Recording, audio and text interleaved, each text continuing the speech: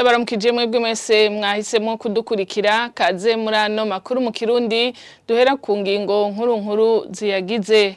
Abantu bari barihaye kubaka mu kibanza c'ahari ishure rya Atene Primaire ni mu gisagara ca Bujumbura bahawe indwi imwe gusa ngo babe bahavuye, rikaba ari itegeko ry'umushikiranganje wa mbere kuri wa gatandatu. Muri ico kibanza kingana hegitari zibiri ngo ishure ryari risigajemwo gusa ihegitari imwe.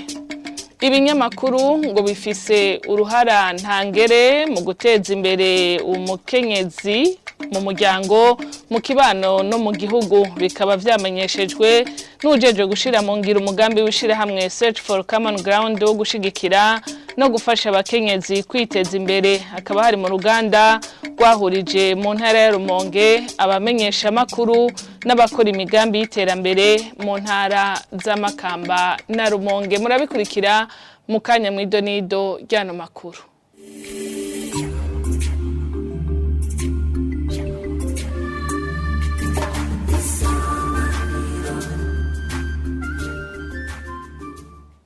Ndasubiye kubaramutsa. Uburundi ngo ntiburashobora gutunganya amatora yisunze demokrasi kuva mu mwaka w'ibihumbi 2010, bivugwa na Denis Banshimiye ubusa, umwigisha wa kaminuza akaba n'umuhinga mu bijanye na politike. Mu kiganiro cyo kuri uyu wa gatanu, Dr Banshimiye ubusa yamenyesheje ko ukwikwegera ko mu gutunganya amategeko agenga amatora ari bimwe mu bituma bamwe bakumirwa.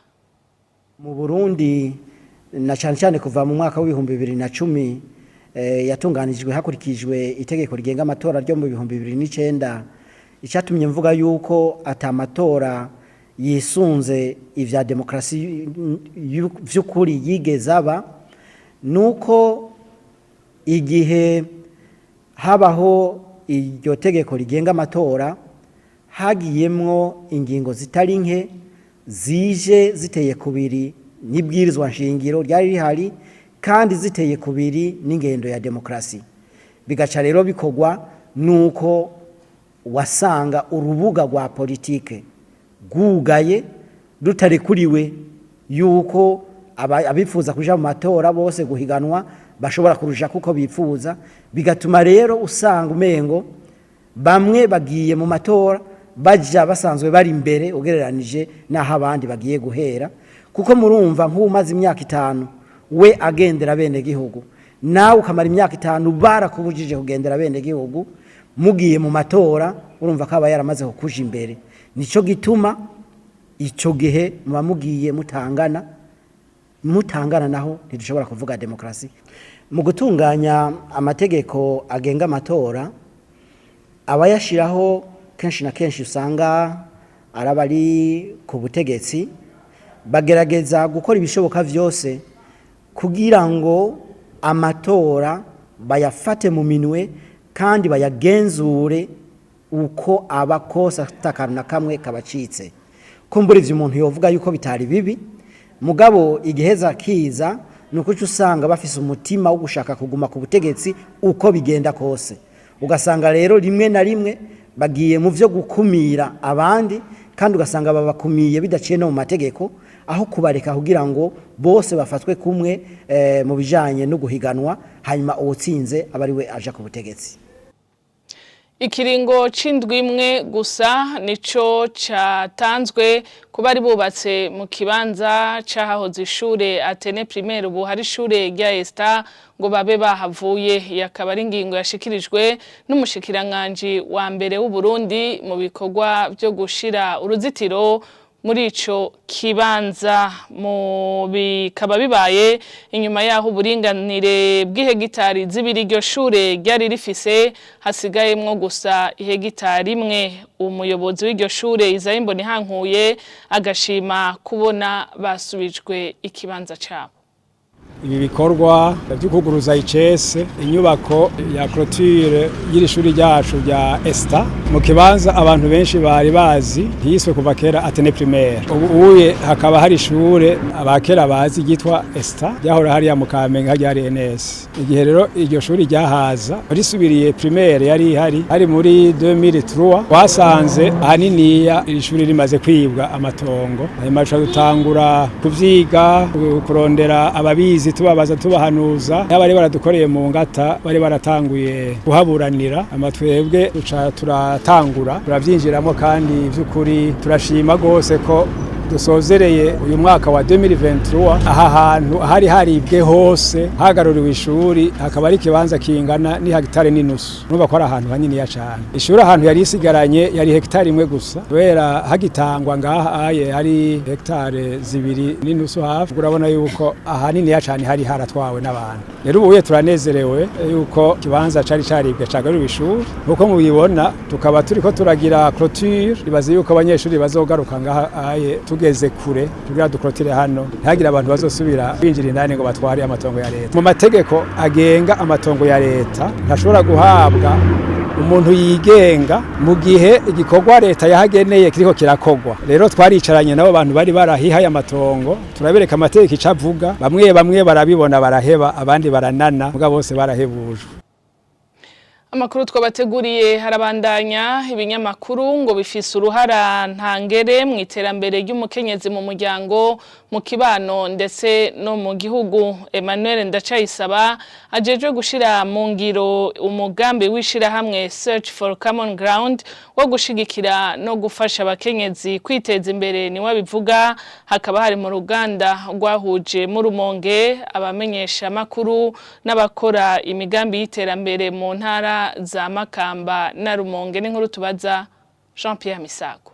Hampande yuko abamenyesha amakuru bafise ijwi rishika kure kandi iryo jwi rigashikirwa n'abantu benshi mu mwanya muto bica byoroha ko iyo batanze amakuru afatiye ku iterambere ry'umukenyezi aca shikira abakenyezi benshi abatari bwatangura imigambi y'iterambere bakava hasi nkuko bivugwa na Emmanuel Ndacayisaba ajejwe gushira mu ngiro umugambi wishira hamwe Search for Common Ground wo gushigikira no gufasha abakenyezi kwiteza imbere. Iyo baronse amakuru afatiye ku iterambere ry'umukenyezi bituma n'abatari bwatangura imigambi yo kwiteza imbere baca bava hasi bakaja ku kivi kugira ngo bumve nabo ko boshikira abandi mu iterambere ry'umukenyezi y'ikibano mbere n'iry'urugo rwabo hanyuma n'igihugu naco gigaca gitera imbere. Ariko abakenyezi bafise imigambi barangura basabwa gufata ingendo nshasha mu kumenyekanisha ivyo barangura barondere bonyene abamenyesha amakuru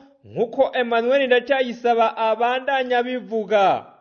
Abakenyezi bari muri izi nyigisho zariko zirabera hano mu Rumonge mbere nakonotera n'abatari hano bashobora kuzonyumva nuko bofata ingendo nshasha ntibarindire ko abamenyesha amakuru ari baje kubarondera kw'inkuru ahubwo bonyene bumve ko bafise ishaka zo kurondera abamenyesha amakuru kugira ngo babahe inkuru ivyo bariko barakora bimenyekane bashikane ivyo bariko barakora mu zindi ntara canke hanze y'imbibe z'u Burundi mbere bashoboye no kwigisha abandi kuko ivyo bariko barakora bimenyekanye bituma n'abandi bakenyezi batari bwatangura imigambi yo kwiteza imbere baca bumviraho nabo bagakora ibikorwa vyo kwiteza imbere.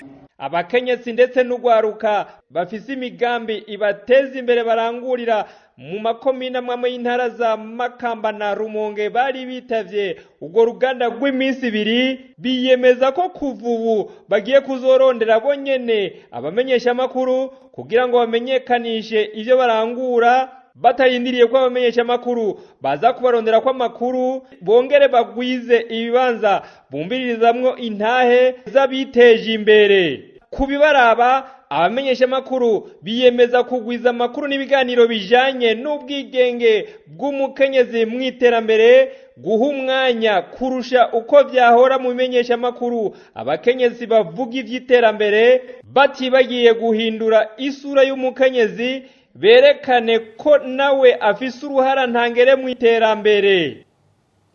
Arakoze mugenzi wacu Jean Pierre Misago dusozerera no makuru mu gisata c'amagara y'abantu aho abagabo bafise imyaka 40 canke irenga bahamagarirwa kwipimisha indwara y'ugwasha bita cancer de la prostate mu rurimi rw'igifaransa hakiri kare. Akamo gategwa na muganga Reverien Ndayirorere yanonosoye ivyizo ndwara mu gihe havugwa abantu bahitanwa niyo ndwara. Uyo muganga amenyesha ko kwipimisha kare vyongereza amahirwe y'umugwayi yo gukira.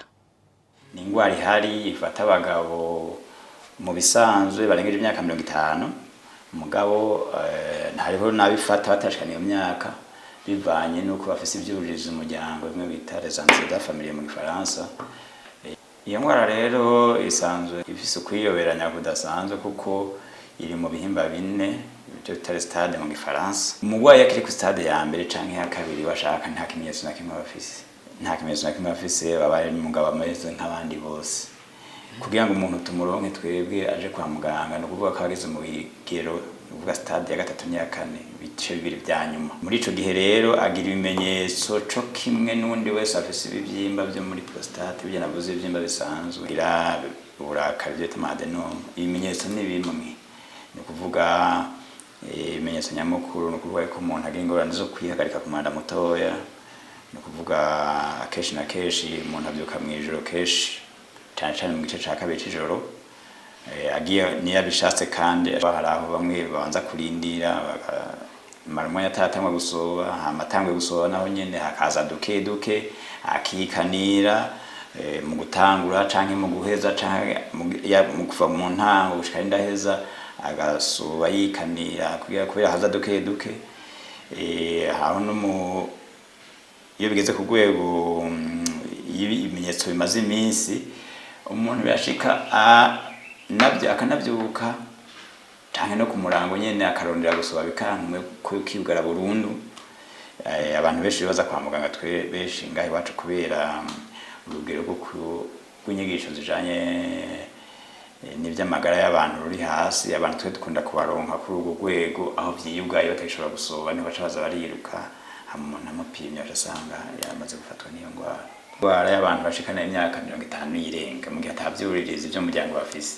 Ni kuvuga imyaka ni gituma ca mbere tumuntu ashobora kugwara. Igituma gira kabiri ni kubura umugabo ukaba ufise imisimburo nyaroga byo bitera hormone mare cyane cyitwa testosterone. Kugira kwisaha tugezeko ubushakashatsi bwarerekanye ko atakintu na kimwe umuntu yokora kugira ngo yirikinge iyo ndwara ya cancer ya prostate.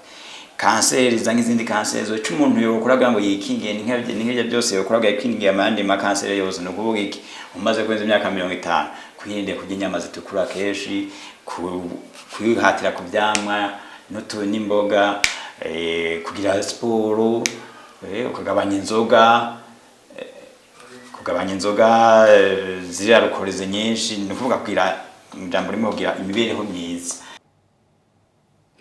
Amakuru twabateguriye kuri uno munsi ni hano duciye tuyasozerera. Nkabanda bashimiye mwebwe mwese mwadukurikiye ndabifuriza no kubandanya muhimbagwa n'ibiganiro vyacu.